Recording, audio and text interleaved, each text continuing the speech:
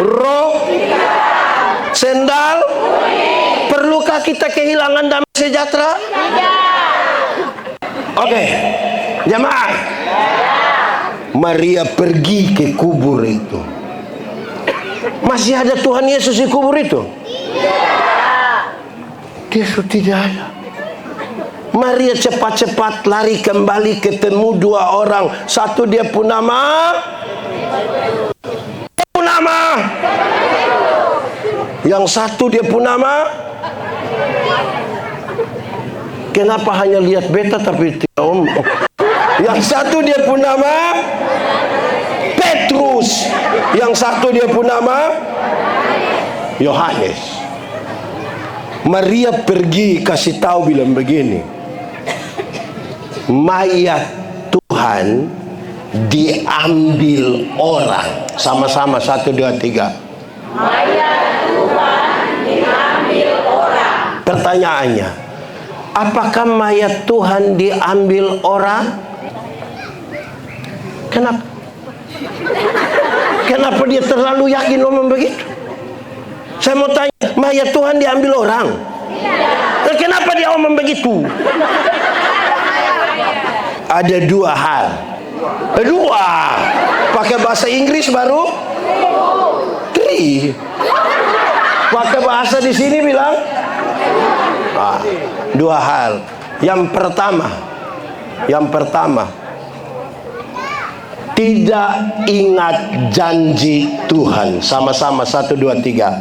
Tidak ingat janji Tuhan. Kasih kawan di sebelah 1, 2, 3. Tidak ingat janji Tuhan. Waktu bersama-sama dengan dorang, 4 kali Tuhan bilang, anak manusia akan menderita dan mati, tapi dia akan bangkit pada hari yang Maria lupa terhadap janji ini yang tiada pernah bersinar. Cintamu seperti sungai yang mengalir, dan ku tahu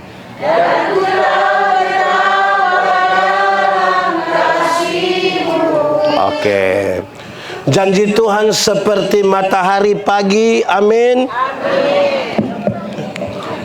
Cek.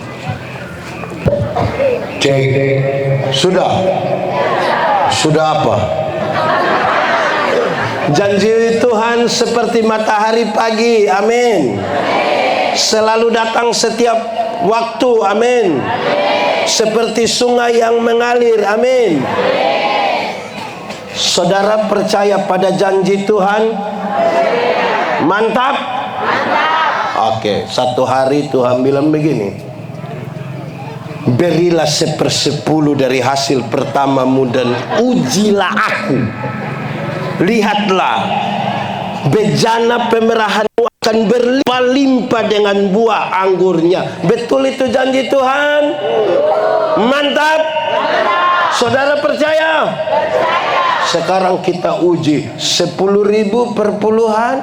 1.000. Kasih? Kenapa hilang? Perpuluhan? 10.000 per puluhan?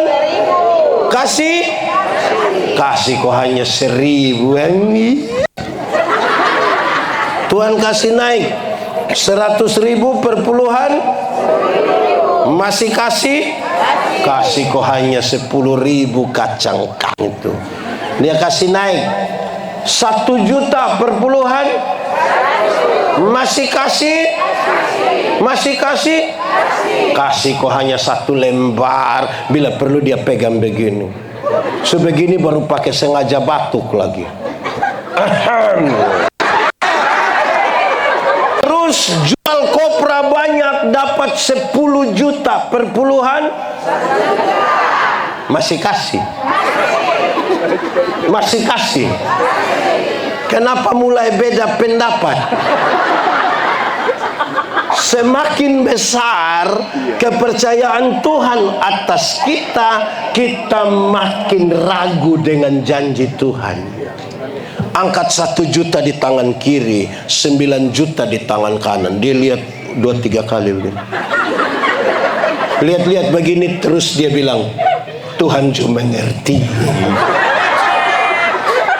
Pernah alami begitu? Pernah aku tidak? Tidak mungkin ada damai sejahtera di rumah. Amin kok. Dulu waktu menikah kan kita berjanji, tapi kemudian ada janji Tuhan atas rumah tangga toh. Dia kasih tahu, berbahagialah kamu jika kamu berkasih kasihan. Berbahagialah, berbahagialah. Nah kalau lupa, Tuhan tidak mungkin bahagia, tidak mungkin. Kedua, sebelum menjelaskan yang kedua, kok kenapa bisa lupa? Karena mata hanya tertuju pada masalah. Karena mata hanya tertuju pada masalah. Sama-sama 1, 2, 3. Karena mata hanya tertuju pada masalah. Masalah terlalu berat, tutup dia punya pikiran, sampai janji Tuhan pun tertutup oleh masalah. Saya mau tanya jemaat, Ya. saudara-saudara punya masalah? Punya. Tidak usah omong. Saya lihat yang ini muka masalah semua. Masalah ialah kesenjangan antara harapan dan Kenyataan. para psikolog. Dorang suka pergi ke penjara-penjara. Dorang bawa kertas putih dan spidol. Kertas putih dan dorang ambil spidol, titik di tengah-tengah kertas putih itu.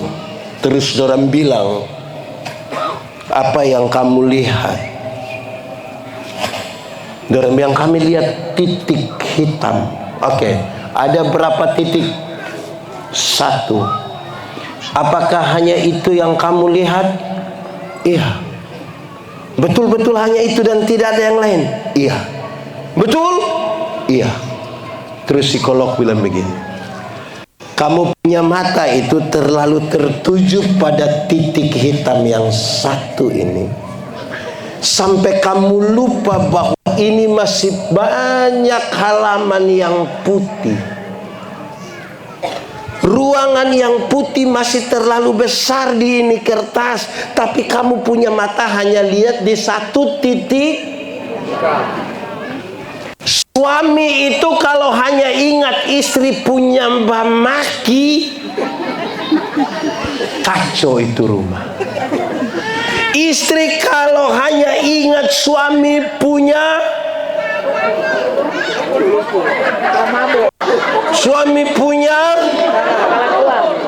oh, tidak akan damai. Amin. Kenapa beta susah sekali ampuni beta pu suami? Oh, kok memang hanya ibu lihat dia pun pamalas, ibu lihat dia pun selingkuh, ibu lihat, kapan bisa ampuni dia?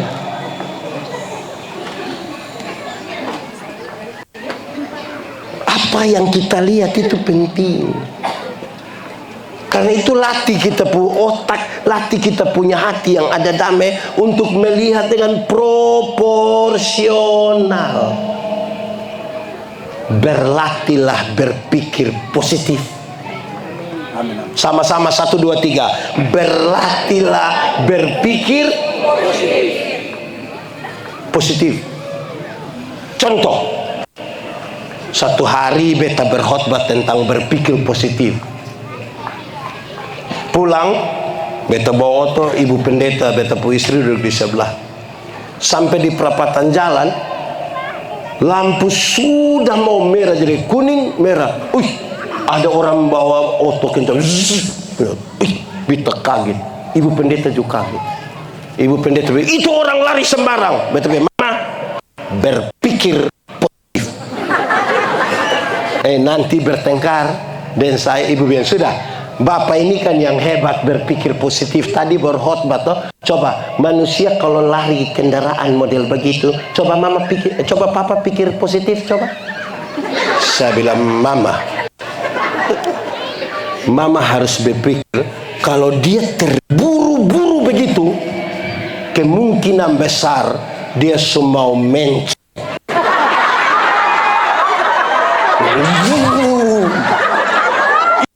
Betul kok tidak?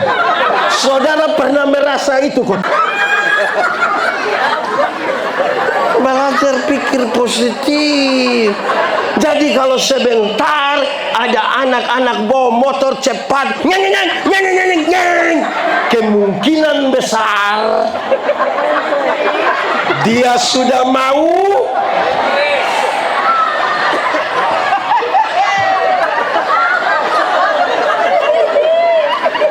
belajar berpikir positif. Damai sejahtera ada. Kalau dalam rumah tangga, di kantor hanya pikir bupati pun kekurangan saja, ini kadis. Kenapa orang harus berpikir positif? Kenapa? Dengar. Karena tidak ada dua alasan. Kenapa orang harus berpikir positif? Karena tidak ada satu orang mengetahui dengan sempurna satu orang kehidupan. Suami istri sekalipun, tidak semua hal itu ada suami kasih tahu dia punya istri, ada istri kasih tahu dia punya suami. Contoh, kalau beta pulang lihat mama di rumah, terus tidak dengan istri, terus mama bilang, lu punya istri? Dia bilang ada sakit. Terus mama bilang, sakit apa? Dasar perempuan pemalas, sakit. Terus beta pulang sampai rumah, istri yang papa sepulang, iya mama ada bilang apa? Beta berani bilang dasar perempuan pemalas.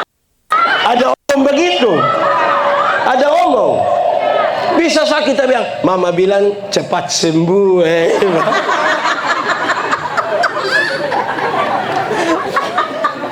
Hal yang kita tutup, ada kok tidak? Kedua, kenapa berpikir positif? Dengar, kenapa berpikir positif? Karena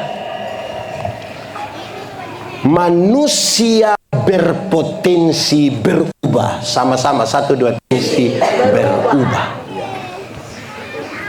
Grup-grup ini sekarang banyak. Grup WA. Ada grup WA alumni Unpati, grup WA alumni fakultas ini, grup WA alumni SMA ini, grup WA alumni SMP ini. Bahkan sekarang anak TK ada alumni TK. Terus di grup itu tiba-tiba ada foto kasih naik, ada foto naik di situ. Waktu foto sudah ada, selamat ya, selamat ya, selamat ya. Ada orang yang tidak tahu, dia japri yang kasih itu foto. Kamu selamat apa itu? Ada selamat apa? Kita punya teman itu baru saja dilantik jadi kadis. Teman yang mana? Yang itu yang mana? Yang itu hari bodok-bodok di sekolah itu. Iya.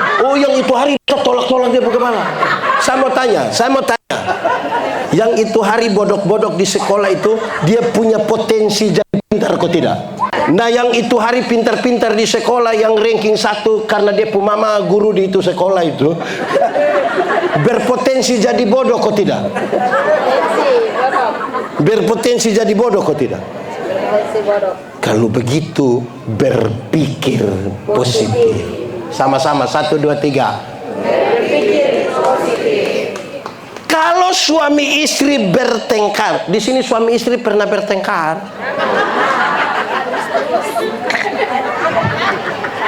Contoh, kalau beta dengan Pak Kadis, terus beta dengan Pak Kadis tidak batogor. Terus Pak Kadis pikir begini, lu siapa? Terus beta juga pikir, kok lu siapa? Menurut saudara kami dua bisa berdamai atau tidak? Bisa kok tidak? Kalau kami dua tidak bertegur sapa di jalan, terus saya bilang begini, kita salah apa jadi Pak Kadis tidak togor ya? Pak Kadis juga pikir, beta salah apa sampai pendeta tidak togor? Kira-kira kami dua bisa damai kok tidak? Tidak. Bisa kok tidak? Kenapa bisa? Karena dua-dua rasa sakit. Kenapa kita selalu bertengkar? Karena dua-dua orang rasa diri. Amin. Di sini ada yang rasa diri benar. Yang dia omong orang mesti dengar, tapi orang omong dia tidak mau dengar, ada. Yang semua orang salah habis, hanya dia yang sendiri benar, ada. Dia ada di sini pakai baju warna. Oh, ada damai. Lanjut.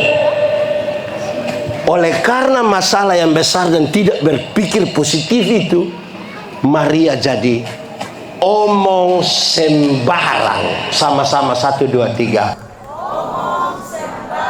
Kasih tau kawan di sebelah, 3, 2, 1. Jemaat, Tuhan cipta manusia berapa mata? Berapa telinga? Berapa mulut? Ulang-ulang. Berapa mata? Berapa telinga?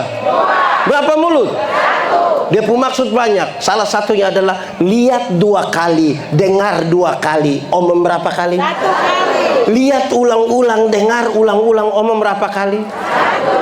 Karena ada manusia ini yang tidak ada mata, tidak ada telinga, ma dia pun mulut 7. Di sini ada itu. Yang tidak tahu apa-apa, ma omong ke tahu ada. Konfirmasi, lihat ulang-ulang, dengar ulang-ulang, omong berapa kali? Di sini ada yang biasa gosip, omong orang itu ada. Wih dong, kalau omong orang biasa dimulai dari 2 pengantar. 2 pengantar itu terlalu mantap. Yang pertama, biar mau latihan paduan suara, tapi kalau dia surencana omong orang sampai dia bilang begini, so dengar kabarong. Kalau dia mulai itu berat. Pernah dengar itu kalimat? Atau sendiri omong? So dengar kabarong. Kedua, ini lebih mantap. Dia datang, dia bilang, bukan kita mau omong orang, bukan kita mau omong, padahal nanti Dia ngomong. jadi tolong lihat 2 kali, dengar berapa kali, 2 kali. omong berapa kali. 1 kali. Kalau tidak pakai teori itu sudah pasti omong sembah.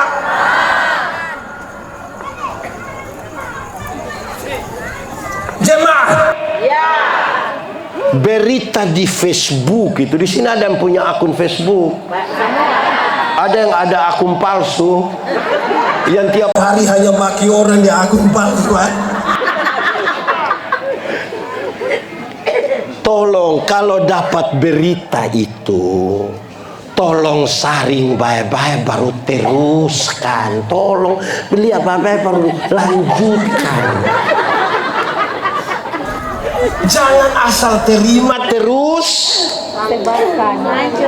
Pernah alami itu? Pernah? Jemaah, satu hari habis perang, ada tentara satu pulang. Orang foto ame, wartawan dong foto ame dia. Ini wartawan ini ada gendong, kalau taruh di belakang dia nama apa? Bukan, yang kayak anak kecil kita taruh di belakang. Kalau di Kupang bilang dongko. Kalau di sini, ya, dia ada taruh keledai di belakang sini. Dia, Lihat ini gambar ini. Ini wartawan picari itu tentara. Pak tentara. Yo. Kami lihat di gambar itu, di foto itu Pak tentara ada itu apa tadi nama? Itu keledai. Bapak cinta keledai? Tidak. Itu keledai kaki patah jadi Bapak taruh di belakang? Tidak. Iko suka binatang? Tidak. Taruh di, ini kaki patah? Tidak. Kenapa Bapak taruh begitu? Terus saya bilang, wartawan, kau dengar? Kami baru pulang perang. Jalur yang kami lewati itu penuh dengan ranjau. Ini binatang ini, dia bodoh. Dia tidak tahu mana ada ranjau kok tidak. Daripada tagal dia, kita mati. Biar capek pun kita tahu saja. Saudara lihat. Kalau tidak pastikan, kesimpulan kita salah. Ini orang bukan suka binatang. Itu binatang juga bukan kaki patah. Tapi supaya jangan mati, biar sampai tertaruh di belakang. Di sini ada ibu-ibu tukang periksa suami pu HP. Omong bukan ketawa, omong. Di sini ada suami yang teman nama laki-laki semua di HP, tidak ada.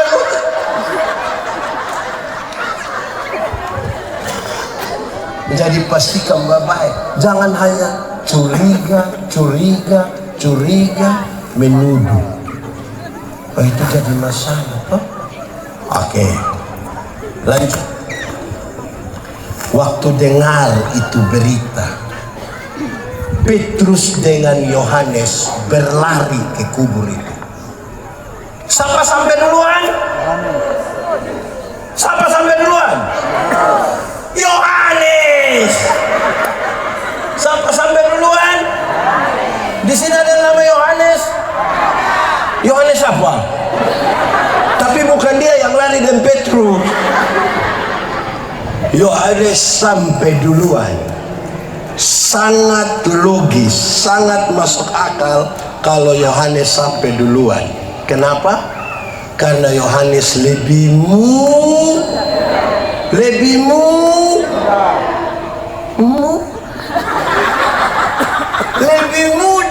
Jadi kalau dia lari lebih cepat Petrus, sangat masuk akal.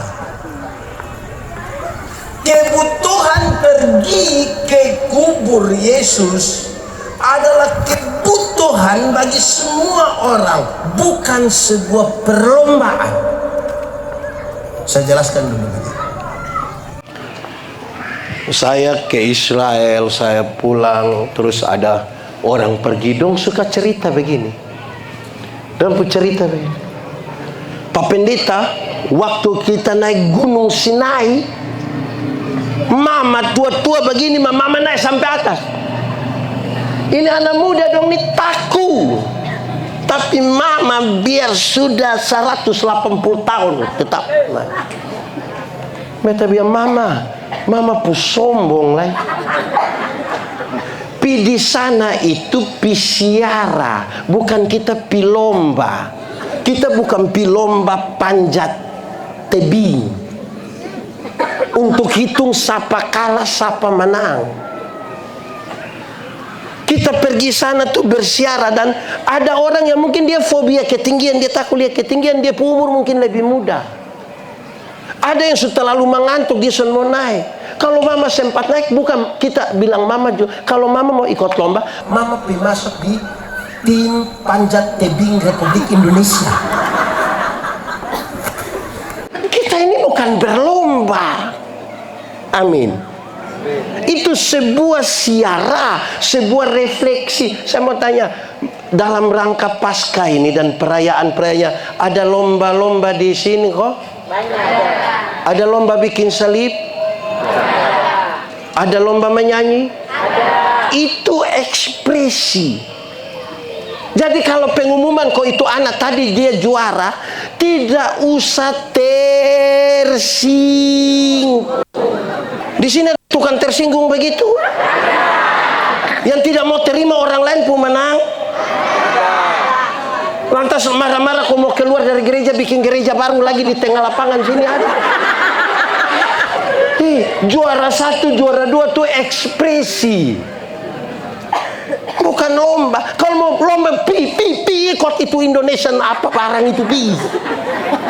Dorang lomba bikin salib, lomba gagah, tapi mabok baru kerja salib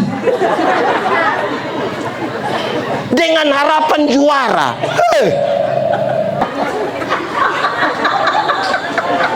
Ekspresi itu ekspresi yang benar.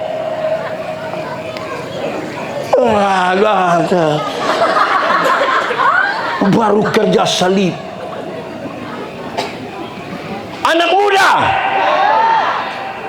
siapa pemotor? Sulunas. Motor itu hasil pabrik. Di pabrik itu orang kerja itu pakai otak, sistem komputer terlalu bagus itu. Dong su hitung, otak mantap, pakai sistem lagi, pakai komputer mantap. Orang pintar orang kerja itu. Dan dong su ukur memang, semua terukur. Gas, speedometer, rem, velg, knalpot, ban, itu terukur. Tapi kita pun anak muda yang tidak lulus semua mata pelajaran ini. Dorang ju reparasi motor. Akhirnya motor punya wow.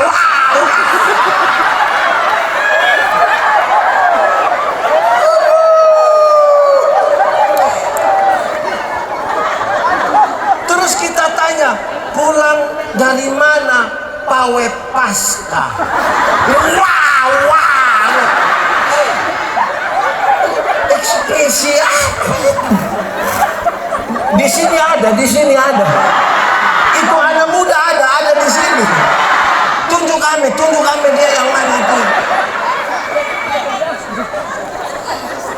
Tuh, jadi tolong kita bukan uji lari. Panitia.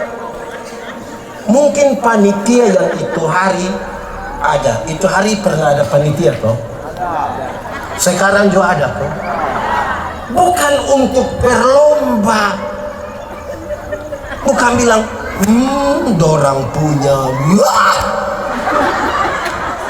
Dulu waktu bapak itu, bapak setua dia juga.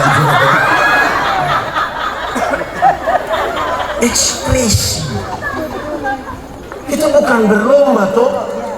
Bahwa kalau nanti ada evaluasi, kasihlah masukan yang baik.